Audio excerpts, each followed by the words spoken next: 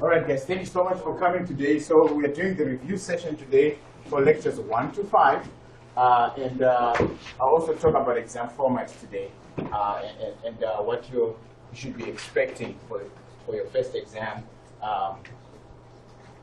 We'll start off with lecture 1, but I will talk about exam format.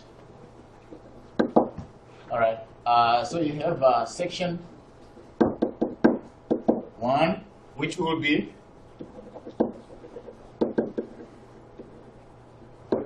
multiple choice, all right, and you will have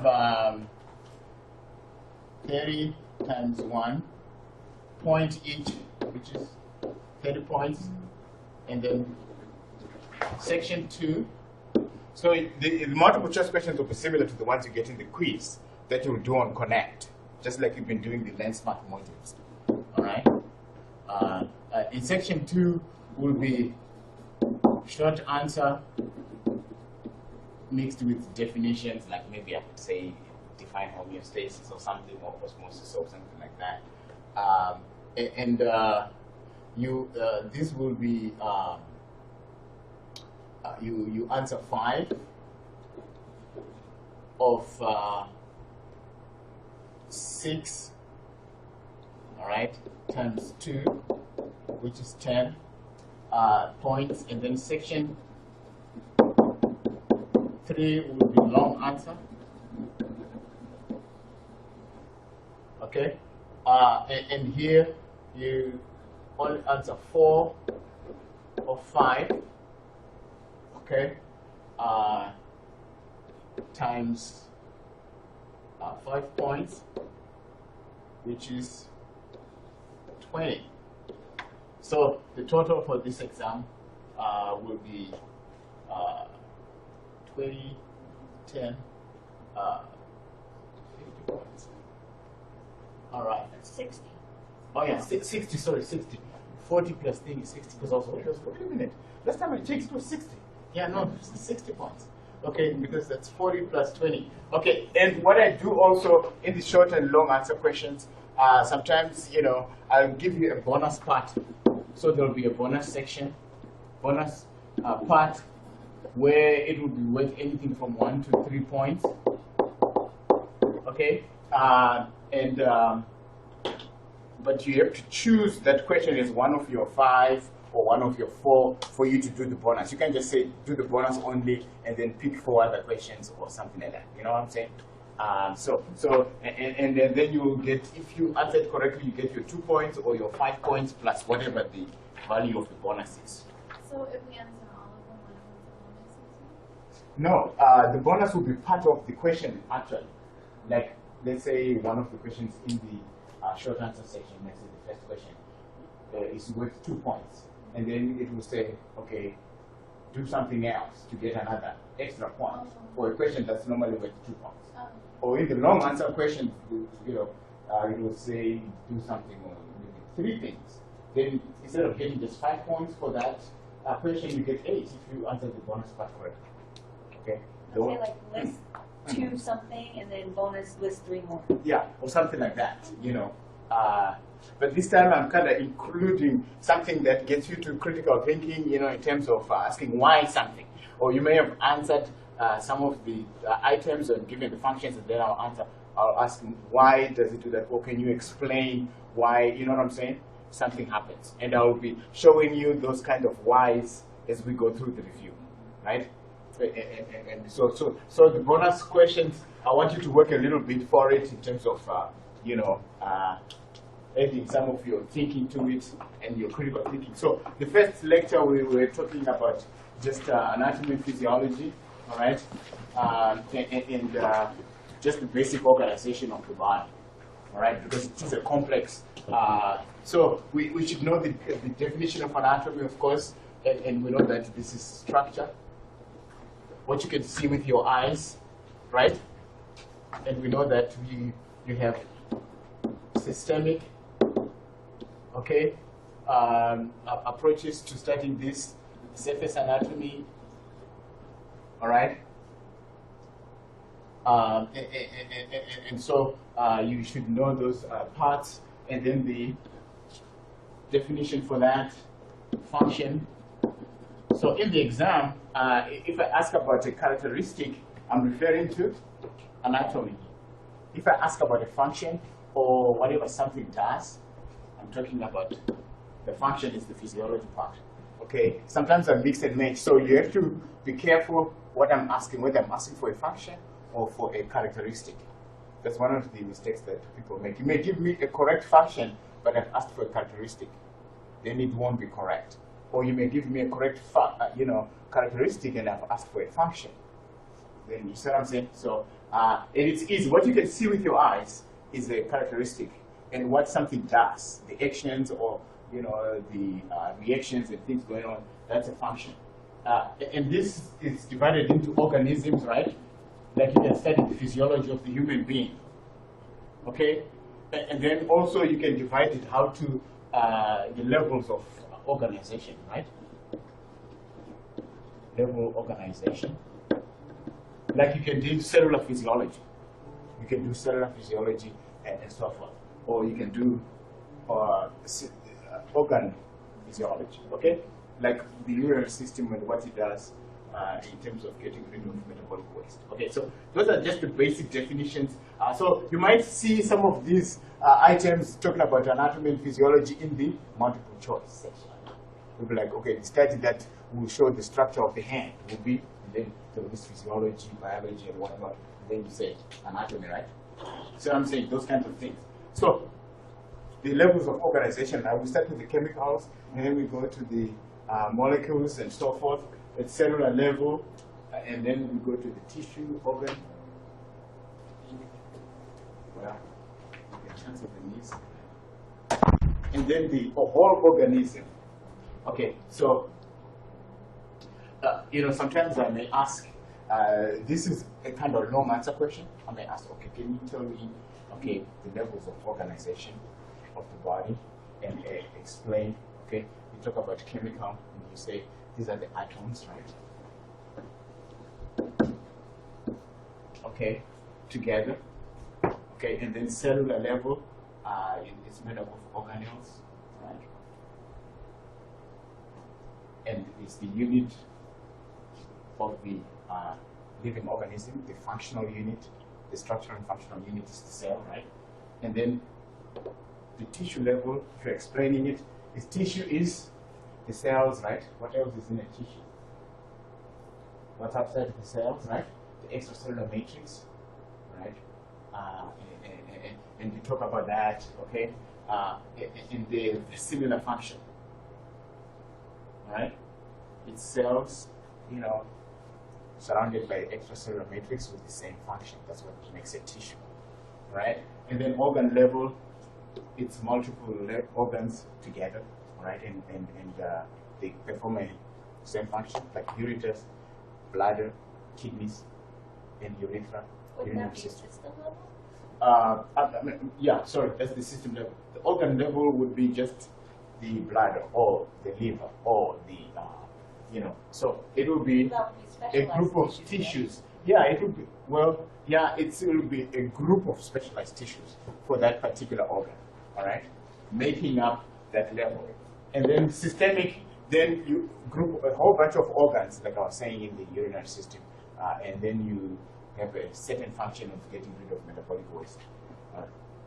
Okay, so many organs here, many tissues, many cells, and then here many atoms and molecules, and formed into organelles together form a cell. All right, and then of course the whole organism is all these systems together, cardiovascular, nervous system, and so forth and so forth, make up the complete organism, and they work together in an organized fashion. Right? They have a specific function that they're doing, and they stick to it, and they interact in a specific way. Okay, so that will be that. So sometimes I may say, give me the 5 levels of structural organization and functional organization in the body, and then I might say for bonus, give me the 6. You see what I'm saying? Instead of just getting the 5 points, you get 6. All right. So, and then again, characteristics of life. Okay, you know, things like organization, reproduction, you know, growth, development, all right? All those. And metabolism, again, another long answer type of question where, you know, development, you know, you describe it as the changes in the life cycle of an organism, all right? And then growth, you talk about how it's the increase in cell number, size, and also the extracellular matrix, okay? You explain this, each of those, okay? I might say list the organelle, I mean the levels, the characteristics of life, and you know, describe or explain each one of them. All right. So, what is metabolism? Real quick, what's metabolism? Metabolism. Anybody? Guess? Anything? What's happening in the cell? A lot of reactions. Okay. The sum of all the reactions that are occurring in a cell is metabolism. The sum of all reactions, okay?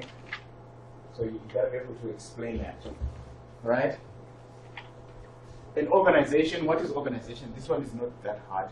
What is organization? I just said it when I was talking about the organ systems. Organization is when things are in order, right?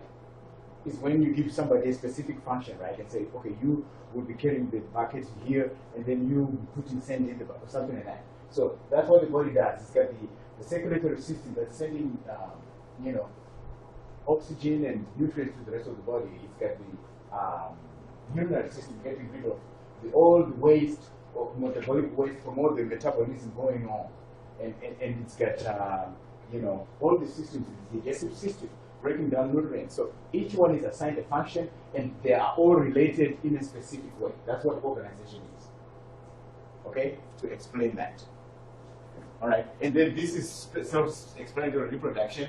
All right, you know, formation of new organisms and new cells. Otherwise, they become extinct. So you see, and then of course, what is homeostasis? What is it? Anybody? Yeah, you're on the right track. Staying constant. It's you know, maintaining a stable environment. That's relatively constant. It doesn't stay totally constant. So when you define it, I want you to say relatively constant. You've got to put it in there. If you just say constant, it doesn't flatline like on the set point. No, it will fluctuating around about that set point. Okay, so homeostasis is the maintenance of that kind of environment where you know, you are fluctuating around the set point, or you are relatively stable, relatively constant, not totally constant. Okay, so and then you need to know about homeostatic mechanisms, right? You get the receptor. You need something to tell you what's happening first. So the receptor that receives the information, and then you need a sensory nerve that will take the information where? To the control center. Okay, so you need the control center there. And then what else you need? You need an effector, something like a muscle that's going to do the change or performance. Okay, so 3 things in a homeostatic mechanism: receptor, the control center, the brain, and the effector. Okay, there's going to be 5 processes in that whole mechanism. The whole mechanism has 5 processes, which I'll show in the next one, right? Because you gotta take the message from here to there, so that's the process, and then this is gonna compare it to the set point, and then it's gonna extract the effectors, and then the effectors will do the job, will do the change that needs to happen in order to effect the change. All right. So in homeostatic, there's 2 mechanisms. You need to know that: negative and you know, positive feedback. Negative will oppose the initial change, right? So you need to be able to describe that. I mean, ask a 2-point question. You know what I'm saying? I'll ask about you define negative feedback. You know what I'm saying? Positive feedback. Positive feedback, is it good or bad? For the most part, it's bad. And I'll ask you, why is it bad? Why is positive feedback bad? Deviation from Well, it is already deviated from the normal when the change occurs. But what is it that the positive feedback itself does specifically? Why it's bad? Why is negative feedback good? Okay. What's that? What leads you away from homeostasis? Positive or negative feedback? Positive. Okay. So it's bad. You know, the thing about positive feedback, if I were to ask you why it's bad, you know what you tell me? You tell me that it will make the change worse. So if you had added 1, positive feedback will add 5 and 6 and 7. That's not good. You keep going bad, from bad to worse. So that's why it's not good. But negative feedback, though, opposes the change. So if it had gone up by 1, it will come back by 1. See what I'm saying? So that's why negative feedback is good. So I want you to be able to explain it like that, okay?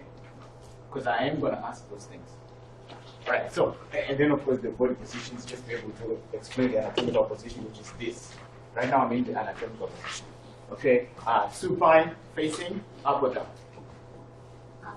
Up, and then prone down, okay? And then those directional terms, you gotta know things like anterior, superior, inferior, caudal, back, dorsal, okay, ventral, four-legged animal, remember those things, okay? Sometimes I may put those kind of things in the question, in the multiple choice questions, right? And then of course, body planes, you know, the sagittal. Sagittal plane divides into which and which? Which side? Back and forth, left, right. Left, right. What about the coronal? Back and forth, left, right. Back and forth, okay. Interior, those kinds of things. And then transverse, of course, divides it into like cross like this. Top and bottom. Okay? So know that. There you go. And then body cavities, of course, I want you to know the serous membranes, right? You get the thoracic cavity. What other cavity do you have? Abdominal cavity, all right? And for each of them, I want you to know which kind of membrane does each, okay? Right? The lungs, the respiratory system, the thoracic cavity with pleura, okay? And the heart, which is also the thoracic cavity with the pericardium, okay? And then the abdominal and also some of the pelvic, and also the pelvic is peritoneum, serous membranes. And you know there's 2 serous membranes, right? One that is closely attached to the organ, to the soft organ, called the visceral peritoneum, and the other one is the cervical P, parietal. Okay, so, and then I also want you to know in the abdominal area there's also mesentery. Mesentery suspends all the small intestines. Because they are so long and squiggly, they need some organization. Remember, the body is organized, one of the characteristics, and then the pelvic cavity is peritoneal, right? So, and then the parietal with the fluid in the middle, right? So there's fluid here. What does the fluid do? Reduces friction. Friction, yes, thank you. Right? So, lecture 2. Okay, so those are the basic things you need to know for lecture 1. Those big concepts, okay? And then, so you should know what matter is, right? Anything that is mass and occupies space. And then, of course, mass is the amount of matter in there. Then weight is, the gravitational pull on that mass is the weight, right? And then, of course, the physical properties of elements. This will be the anatomy part, right? Okay, and this, the chemical part, will be the physiology part, right? And all the reactions that are occurring, and then of course the major, elements in the human body. CHON, what's that? Carbon, oxygen, and nitrogen. And then we got the trace elements, all right? In very small, minute quantities. Then we've got the other ones in the middle, like sodium, and things like that, and iodine, all right? But to know this, because this really forms the basis of all the organic compounds that we'll talk about, right? CHON, all the organic compounds have that. Then, what's an ionic bond? I may sprinkle some of this in the multiple choice. Ionic What's that? Metal and But what happens to the atoms in an ionic bond is what I want you to talk about. When you talk about bonds, I want you to talk about what's happening between the atoms that are forming their bond. Yeah, so it's an attraction between a one atom. what those atoms called when they've lost or gained an electron. A cation and anion. So it's an attraction between a cation and anion. Alright? You see what I'm saying? Is that what's in? What's in? Araceli, yeah. Did you get it, Araceli? Okay, you go to your notes and you look at that, yeah. So, ionic, cation, and anion, okay? And anion has gained an electron, cation has lost an electron, so it's positive in charge, the cation is. Okay? So, cation, anion, negative, okay? So, covalent bond, what's about that? What kind of bond is that? Yeah, sharing of electrons, okay? And they can be shared equally, which is just a simple covalent bond to non-polar, or they can be shared unequally, because some atoms attract more. You see what I'm saying? And then it's a polar covalent bond, which brings us to hydrogen bonds, right? Because hydrogen bonds are formed by organs, atoms, molecules that have either. Oh, what are the two elements that have oxygen or nitrogen? Okay, with hydrogen. Then because oxygen and nitrogen, why? It's because they have the valency electron shell is missing 2 electrons. So it pulls the electrons towards itself more. So that the hydrogen, the small hydrogen atom is only 1 electron that it has, is going to be pulled away from it, and then it's going to be slightly positive charge. That's why it's nitrogen and oxygen. Because I'm going to ask you to tell me what a hydrogen bond is, okay? And what forms it. What do you need? You need at least hydrogen, at least the nitrogen and the oxygen, okay? Attached to hydrogen to form the hydrogen bond, okay? And so you get a polar covalent bond where you have slightly positive charge on one end of the molecule, slightly negative on the other end. And the attraction between those will be hydrogen bonds, okay? So, I'm going to be able to do all of these guys. 2 points. Synthesis is a dehydration reaction, right? Synthesis. What are you doing with synthesis? You're putting together what a molecule, an atom to form a larger, molecule. Okay, and it's a hydrolysis because, it's a dehydration because you take away water, equivalent of water H2O, to join those 2 atoms or the reactants. All right. And decomposition, on the other hand, hydrolysis, you add water, and then you split the 2. You replace that water back again. Okay? All right? Like, let's say,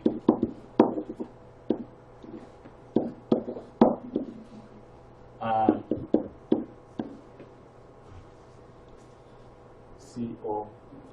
Okay. Let me do this. So I can show you how. Okay? So, plus another one. Okay? And this is a second amino acid. Okay? So we will have COH, and then O here. So I ran out of space. So when we dehydrate, we will remove one of this OH from here and one of this H. Okay? And we remove that, and then we form a peptide bond.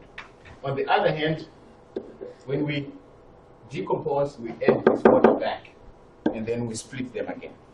You see that? So, be able to explain what a synthesis reaction is, what a dehydration reaction is. All right? All right, good.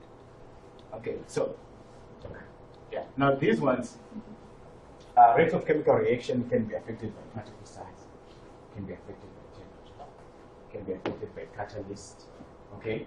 So, and I want you to be able to explain how, say, the catalyst or how a particle size will do that, right? And of course, concentration, right? So, you first talk about, okay, what is concentration? What is the effect of concentration? It's the higher the concentration, the higher the reaction. Why? Because you have more molecules to do the reaction to bind to each other. And particle size, okay, the particle size, smaller the particle size, the more nimble, okay, that particle is, and the greater the surface area that's exposed for reaction.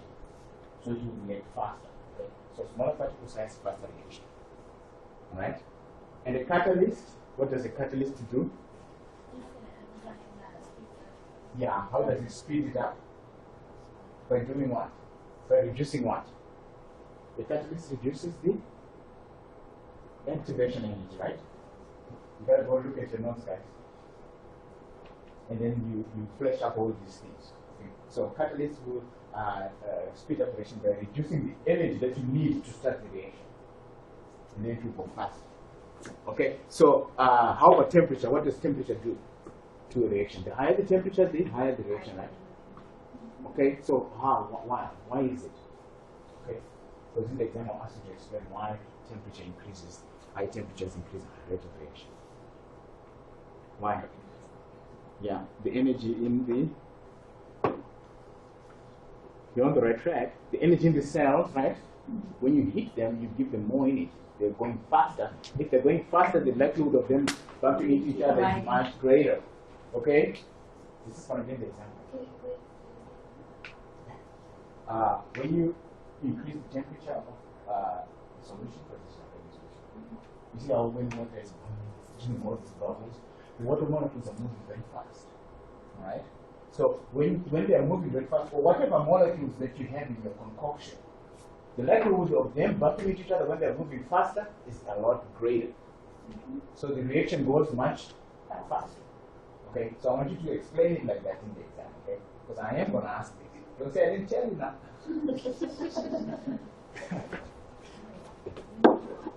Because I keep my promises. You will soon see after this first exam. Yeah.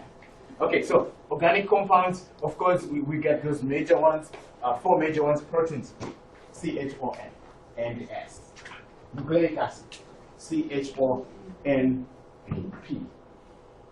Okay, carbohydrate, CHO. In the ratio of 1 to 2 to 1. Okay, and then CHO. So you should know them, be able to explain them, and be able to talk about some of the functions. You know, like these carbohydrates are involved in cell recognition and so forth. Remember those marker molecules. The important, part of the marker molecules of the cell surface membrane is the carbohydrates. Okay? We'll talk about those marker molecules. So you need to know these lipids, of course, chains of, C and H, very little O in those, very non-polar compounds, right?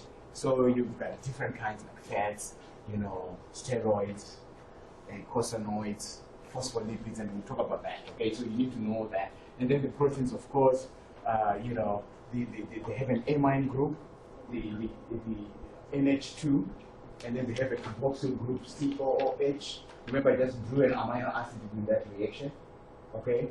And then hydrogen, and then of course the R group, which will be different for each amino acid, right?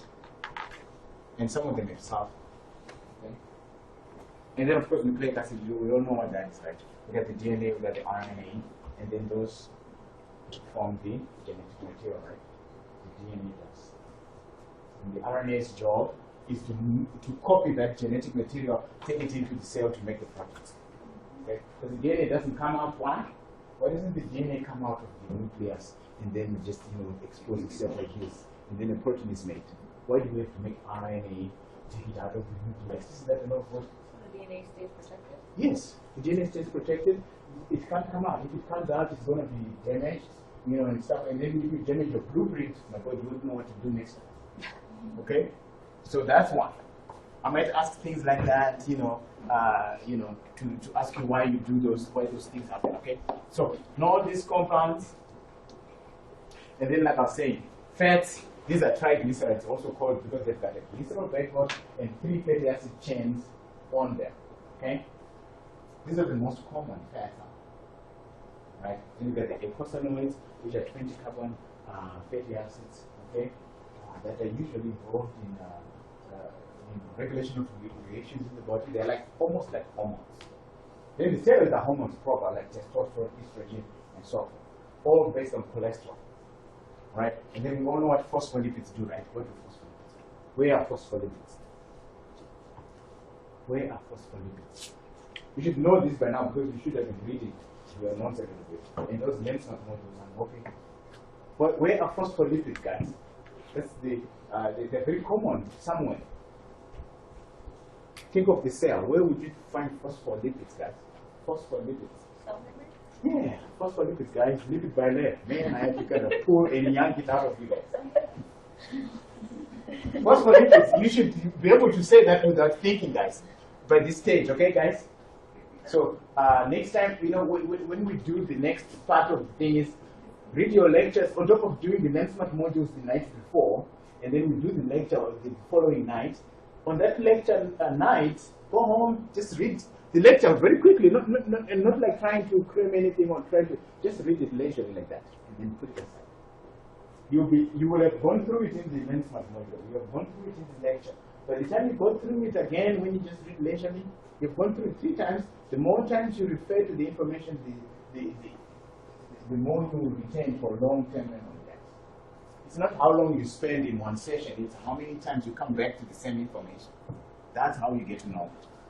Okay, so fats, of course, saturated and unsaturated, we know about that. Double bonds in the unsaturated, which are better. Okay, so polyunsaturated fats are even better, like fish oils and whatnot. Saturated fats tend to settle because they're just full and they're saturated and they tend to clog arteries. Phospholipids membranes, steroids, hormones, testosterone, eicosanoids, they're hormone-like substances that also control their 20 carbon fatty acids. And then soluble vitamins, vitamin D, A, D, E, and K. All those are fat-soluble vitamins, okay? And then lipoproteins. What's the function of lipoproteins, better? It's a protein and a fat together.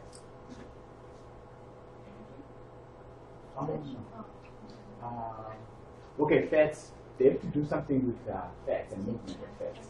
Yeah, to transport fats, you know, because fats are not soluble in water, right? So what happens is that the protein kind of gives it solubility a little bit. So this is taken onto a fat, makes it a little bit soluble so that it can be carried in blood. Okay, so lipoproteins carry fats in blood. So their function is to transport fats in blood, okay? All right? All right, that's good. So, and then the proteins, of course, these are, you know, all the chemical reactions in the body.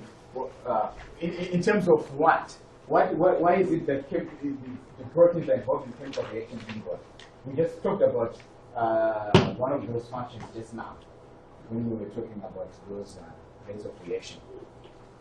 Because proteins are, what are proteins for the most part, really? In terms of serving a function in the cell, what are they? Yeah, there are building blocks. That's a structural thing. A functional, you know, attribute of protein is what I'm looking for. Something functional, something what it does. Yeah, they regulate reactions. They are enzymes. They are enzymes. Proteins, most of the proteins in your body are enzymes, right? You have structural proteins in the membrane and carrier proteins, channel proteins, and so forth, but a bunch of them are globular enzymes that regulate reactions, okay? Enzymes. So proteins are really enzymes, okay? The structural part, you find them, you know, like collagen, of course. You know, collagen is structural. You know, like tendons and so forth. All those are proteins, right? And then, of course, muscle contraction. Muscle is protein, okay? But the biggest function of them is the enzymes, you know, immunoglobulins, you know, that react in the immune system and so forth. And then, of course, the characteristics which we were talking about, the speed reactions, and they are globular, okay, and they are specific, because they only attach to one kind of reactant. They catalyze one reaction, so they're specific, and they're controlled through. You can change the activity of the enzyme, or you can change the concentration of the enzyme to affect the rate of reaction. The more enzyme you have, the higher the concentration. The higher the activity of the enzyme, the higher the rate of reaction. Okay? So I just want you to be able to talk about proteins and show what functions here. The enzymes here, collagen, structural, and then of course muscles, the proteins that slide against each other for contraction. Okay? And then they're mostly globular for the enzymes, and the speed reactions, and they're specific, and you can alter the activity by speeding it up, so the rate, or by having more concentration. And then of course the nucleic acid, which are made of nucleotides. Nucleotides have what's in them? The monosaccharide, which is a 5-carbon monosaccharide, right? What else? They got phosphorus, right? Phosphate. Okay, and then a base, a nitrogenous base, which can be 2 ring or 1 ring. Okay, so and that's what is the base? Hydrogen, you said? The base is a nitrogenous ring. So it could be 1 ring, like cytosine, and then it could be 1 in 2 rings, right? And that's what. And then of course the bases in DNA: adenine, guanine, cytosine, and thymine, right? And I want you to know the differences between DNA and RNA. DNA is the double-stranded helix, right? DNA is the deoxyribose. The monosaccharide in there is deoxyribose, okay? And then what else? DNA has thymine. RNA has the bases adenine, guanine, cytosine, and uracil. That's another difference, uracil, okay? And RNA has what kind of monosaccharide in it? What's the monosaccharide in RNA? What's the monosaccharide in RNA? What's the sugar in RNA? I just said the deoxyribose is in DNA. So what's in RNA? Deoxyribose for DNA. And then RNA would be ribose. Yeah. Right? Right, guys? Ribose. So, those are some of the differences, between the DNA and RNA, okay? All right. And then what are the varieties of RNA? There's tRNA, which is transfer RNA, mRNA, messenger RNA, and rRNA, which is ribosomal RNA, right? Okay. So good. So those are them. So note the two. Now we'll go to lecture 3, right? You gotta know the functions of the cell, right? Like all the reactions, the metabolism goes on, and how they communicate the cells, right? So, and of course, but the basic structures of the cell, you got the plasma membrane, which you said is phospholipids, you got the organelles in there, you got the cytosol, and then we have the cytoplasm. And then we have the nucleus, which is an organelle, but we kind of have it, hold it in a special place because it has the genetic material, it is a blueprint, right? So just know these 4 basic components of a cell. You gotta know them and what they are, right? You gotta know them and what they are. The cytoplasm has cytosol, okay? And it's got, and then the other component will be these organelles, right? And I'll show you another slide, right? So, what are the cell functions? Metabolism and synthesizing compounds. So you gotta know cell functions and communication, right? Based on those carbohydrates, molecules attached to the protein or even the lipids. The glycolipids and the glycoproteins, they form the marker molecules. They very much work with cell-to-cell recognition and communication between cells, right? And then, of course, reproduction. We need that, to make more cells, which is mitosis, cloning them, and then meiosis, of course, creates the gametes. What then forms the zygote when they unite, male and female. Okay, so gotta know the functions of the cell, metabolism, synthesis, communication, Okay. Okay, so, and then the membrane. What are the functions of the membrane? Some of them, they are more intuitive, like enclosing, encloses, right? And then it will act as a barrier. It will inhibit entry of certain compounds and allow certain compounds to enter the cell, right? So it's selective. Doesn't just take anybody, right? And then, of course, the communication, which we've been talking about those carbohydrate molecules, are very important for that. And then, of course, it supports all the, the functions of the cell. Sometimes, I ask you to give me the functions of the cell or the components of the cell, the major components of the cell, but I don't know what they do, like the organelles, of course, which are membrane bound, and they have a specific function. Okay, so fluid mosaic model, because it's got all this lipid bilayer in it, proteins wedged inside, and 20% cholesterol to kind of stabilize it. So it's kind of a fluid, membrane with a lipid bilayer of those lipids facing out. Those will be the phospholipids, by the way. The lipid bilayer is made of the phospholipids that I was trying to yank out of you. That, okay, phospholipids. This is phospholipids. You know the ones that have a head like that? Like that. Those are the phospholipids. And then the cholesterol has got those 4 rings. Okay, and then it's wedged inside there. Right? And then, of course, I went back. Go forward now. Yeah, so the functions of the membrane protein functions. So remember, we got those transmembrane proteins. Some of them are carrier proteins. They carry molecules across the membrane. Some of them are channels. Like a channel is a certain hole of a certain size, of a certain shape, that will let a certain molecule of a certain size and shape go through it. And then you've got the marker molecules, which are saying the carbohydrates really work. These are the most important parts. Sometimes when I ask, okay, what's the important part of marker molecules in the cell? It's the carbohydrate on the outside of the cell, because it's the carbohydrate that's sticking out, and the protein will be wedged inside the bilayer, right? So the carbohydrate component part of it is what's really important in that cellular communication. Okay, so some of these things will sprinkle them in multiple choice and so forth. Okay, so enzymes, of course, the proteins, like I was saying, all those proteins are enzymes. They catalyze rates of reactions and communication. Okay, and then of course attachment. Some proteins anchor proteins to other proteins, like the cadherins. They anchor proteins, cells to other cells, and integrins, they anchor cells to molecules. Okay, so that's attachment.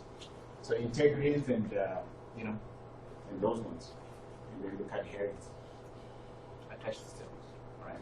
And marker proteins, marker molecules, carbohydrates are the important part of them, because those are the ones that are sticking outside. Sometimes they are receptors too.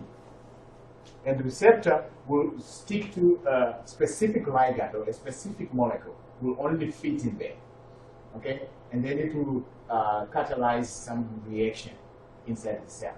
Or maybe a G protein, it will activate G proteins inside of the cell. G proteins will then attach to another protein, a carrier protein, and open it up, create a second messenger that will cause another reaction cascade in the cell, okay? So they act as receptors. And receptors are specific to what they bind to, right? So those are all the functions of membrane proteins, the proteins inside of the membrane, okay? And then, of course, transport, we got those carrier proteins and channel proteins. Remember, I was talking about channel proteins. And you know the difference between carrier and channel protein, right? The carrier protein will attach to the molecule and will move it across, but the channel, just the size of it and the shape of it will allow a certain size molecule, a certain shape molecule to pass through, okay, without attaching to it. Okay, very good. So, membrane transport. So we get quite a bit here. We get the diffusion, we get the osmosis, we get the mediated transport, and then we get the endocytosis and exocytosis, right? Okay, so diffusion, we know what that is. Movement of molecules, because these are some of the things I'll ask you to explain, from high concentration to low concentration. And then osmosis is movement of what? Water. Water. Through what? Sedimentary membrane. Okay, from what to what? From high to low. So if I ever ask you to define it, to mention all those three things, and then mediated transport is when there's something, a protein, something helping out with the movement, assisting with the movement, okay? So any of those power pumps, you know, the sodium, potassium pump, you know, all those, include mediated transport, okay? Active transport. So it's got to be specific, and it's going to be comparative, because if there's more of the same kind of molecule, it can only bind to one to transport, to help out with the transport, and it's going to saturate, depending on how many of these carrier of these helper proteins they have. So they get saturated, and then it's going to be competitive, and they have to be specific, right? They will attach to a certain molecule. So know those qualities for that. And then, of course, the vesicular transport, where we have endocytosis and exocytosis. And then endocytosis, we have pinocytosis, phagocytosis. What's the third one? Receptor. Mediated, right? Yeah, okay. And you know what that is, right? Pinocytosis, fluid, right? Movement of fluid. Phagocytosis, movement of solid. Okay, and receptor mediated, what's happening there? What's happening with receptor mediated endocytosis?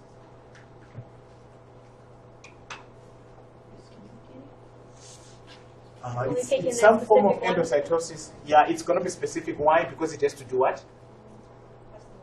It has to attach to something.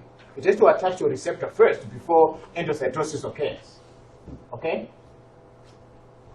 So this is when you have on the cell membrane, you have this, and then a receptor like that. And then when something attaches on the receptor, this is internalized and goes in like that. Okay? So that's receptor-mediated endocytosis. Okay? And then exocytosis is moving out there. So gotta be able to know all those, be able to define the transport movement. Okay? Cytosol.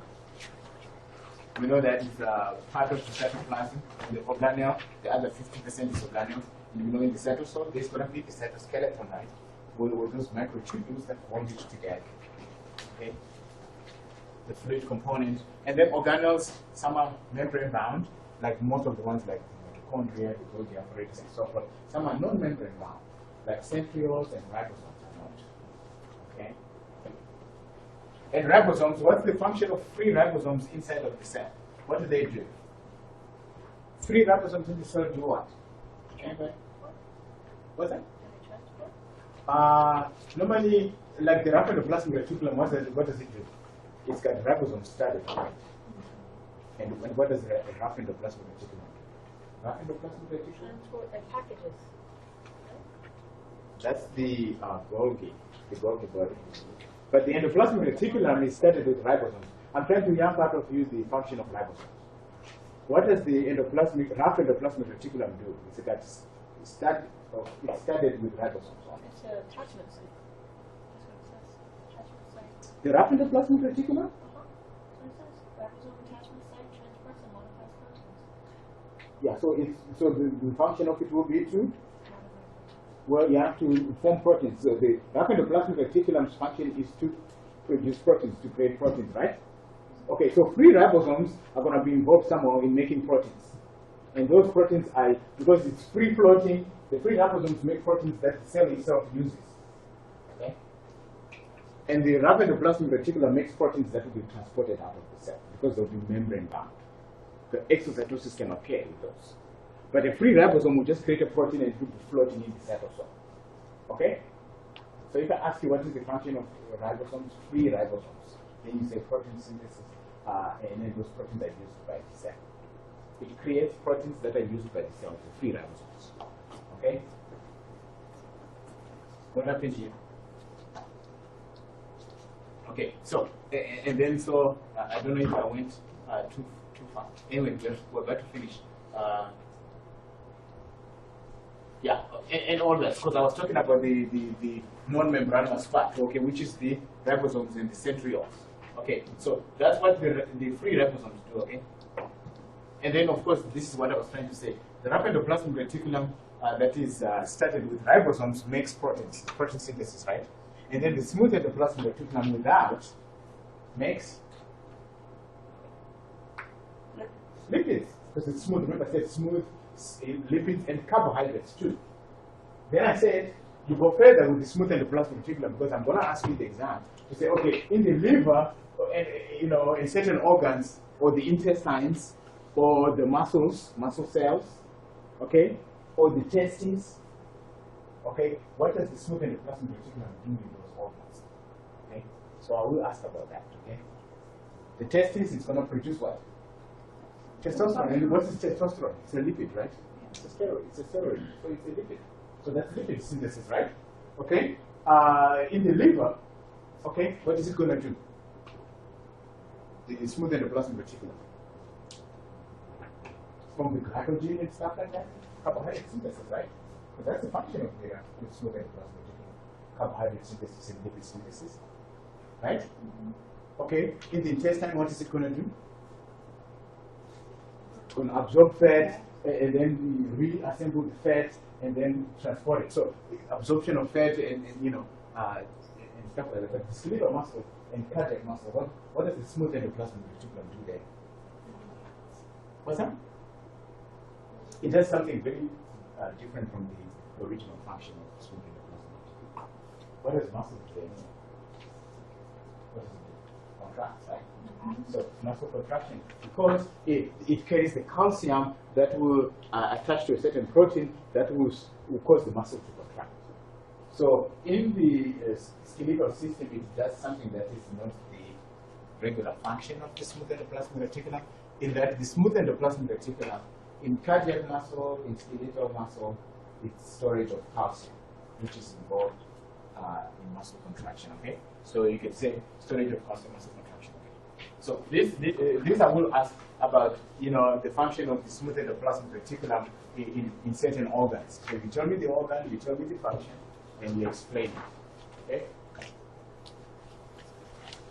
And some of them are just sort of intuitive, like the testes, the testosterone, the intestine, absorption of fat. So lecture 4.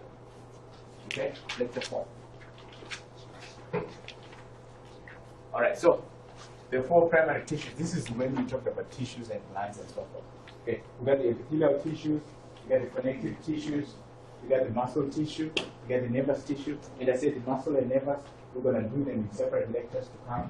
So we concentrated mostly on connective and epithelial. So that's what I'm going to really need you to know: the characteristics and functions of epithelial tissue, the characteristics and functions of connective tissue for this lecture 4. All right. And where you find the connective tissue or the epithelial tissue, like you find simple cuboidal cells lining the kidneys, okay, forming glands, things like that. Simple squamous in the lung for diffusion, for passage of substances, oxygen. Okay, so I'm going to need you to know these 2. Okay, and then of course, all this connectivity, in epithelial and muscle and nervous, they all come from these germ layers that originate, at conception, right? About 18 days or so, you have 3 layers, one forming the ectoderm, and the endoderm, and the mesoderm, right? So the mesoderm will form some of the muscle tissue and so forth in bone. The ectoderm will form the nervous system tissue, and will form skin with the epithelial tissue, okay? And then the endoderm will form things like the digestive system. Okay. So sometimes I can ask about these germ layers and say, okay, what are these germ layers, and can you talk about them and tell me what they give rise to? Just 1 or 2 things. Okay. So what else do we got here? So epithelial tissue functions. I mean, these are basic, like protection, covering, all right, passage of substances, all the things that we will talk about, like the passage of substances would be in the lung, right? Okay. Barrier would be skin, lung, and then on top of that, tell me what it is. Stratified squamous, right? Okay, and then this one, passage of substances, simple squamous, okay? Protection, again, same thing, skin, okay?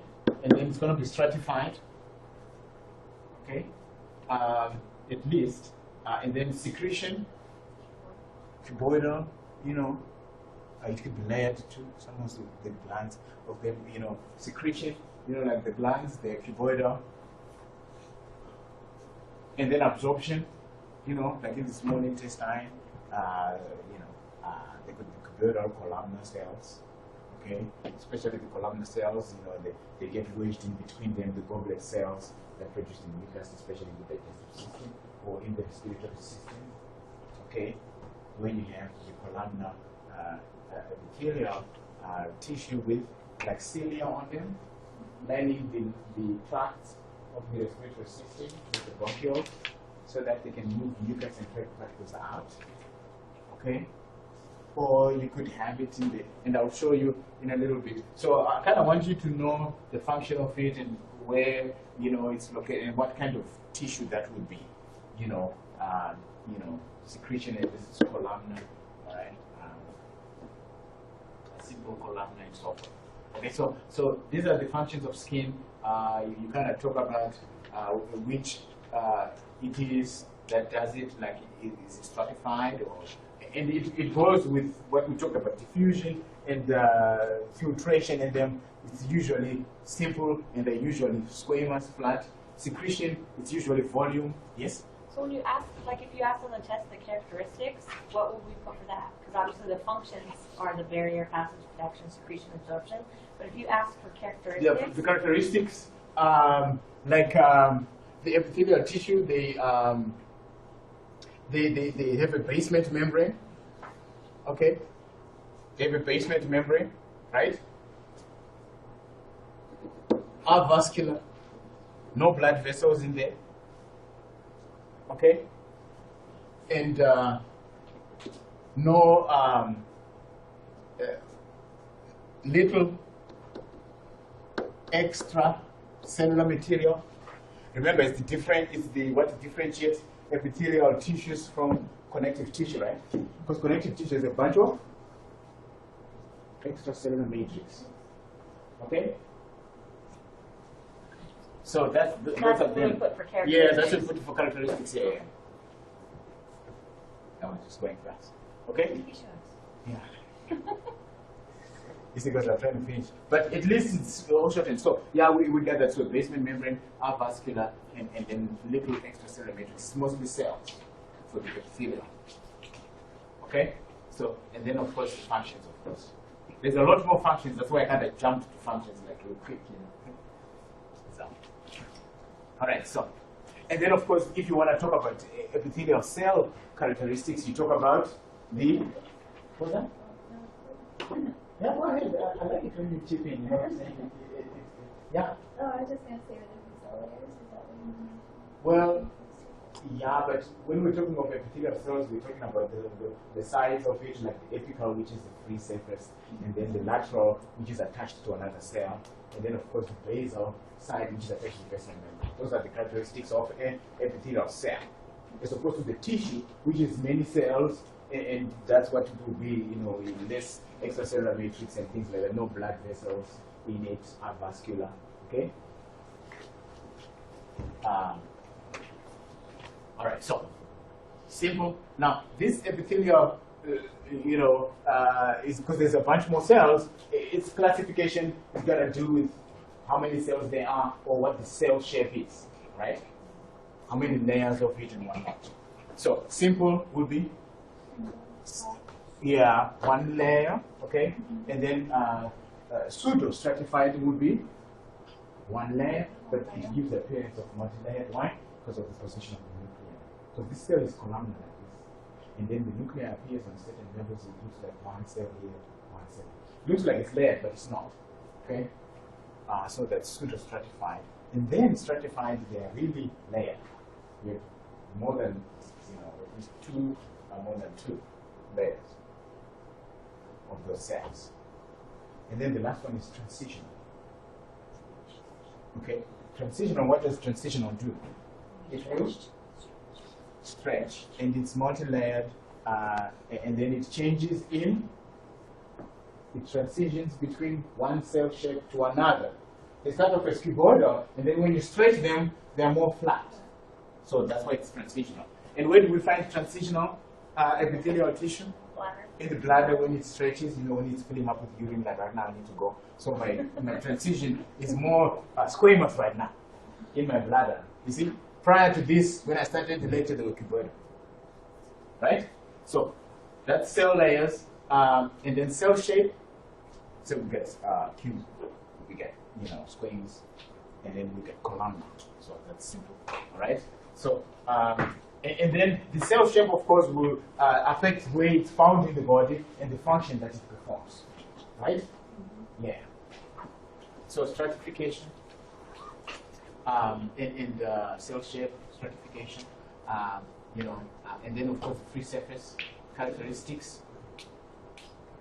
Okay, so it's smooth. Where do you find smooth epithelial tissue? In the blood vessels, because if they come across, they will rough patch the blood clot. Okay, in microvilli, where do we find microvilli? Yeah, in the intestines to increase surface area. SA is surface area, okay? Intestines, and then cilia, where do we find it? Yeah, we find it in the respiratory tract, where it lines the bronchus, the trachea, and them in the nasal cavity as well. They have cilia, or in the uterus. I mean, in the uterine tubes. Yeah, remember the uterine tubes? They move the egg. With the cilia, will be moving. So anything with cilia moves something on top of it. Anything with microvilli will increase the surface area for absorption. All right. So this will be absorption, because I want you to kind of be telling me what each of these surfaces of the epithelial tissue, the free surface characteristics, what function they lend themselves to, and where you might find it. Smooth, you find it in blood vessels. Microvilli, you find it in the intestine, the free surface area, and its absorption. All right, prevents clotting of blood. And here, cilia, movement of materials on top of the cells, like movement of the egg, the ovum in the uterine tube, movement of mucus and trapped particles in the respiratory system, which is all in those boxes, those tables over there. Okay? And usually it's simple columnar cells that have the cilia on them, like in the respiratory tract. Okay?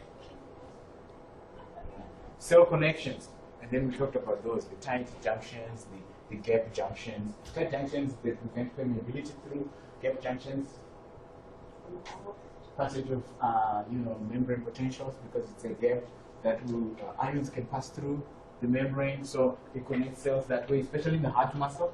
Got a lot of gap junctions so that the heart muscle contracts at the same time. And then of course desmosomes and hemidesmosomes, which you can also call it the characteristics of those epithelial tissue, because what attaches them? The hemidesmosomes to the basement membrane, and the desmosomes attach the cells to each other in the epithelial tissues. Right? Okay. Oh, right. Okay, good.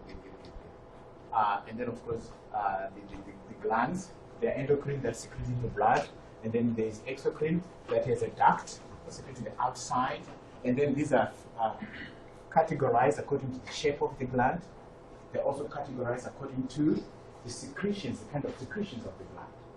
Okay, like merocrine fluid with no cellular components, apocrine, it's got cellular portions in it, holocrine, a whole cell is released, right? And then shape, of the gland. Tubular is just a straight tube, and then alveolar, it's going to be an open hollow sac, and then acina is going to be a sac-like structure, but it's not hollow inside. Okay. Yeah, it's inside. It's like a little balloon still. It's round in shape, but it's just not hollow inside, like the alveolar ones. Okay. So gotta know that,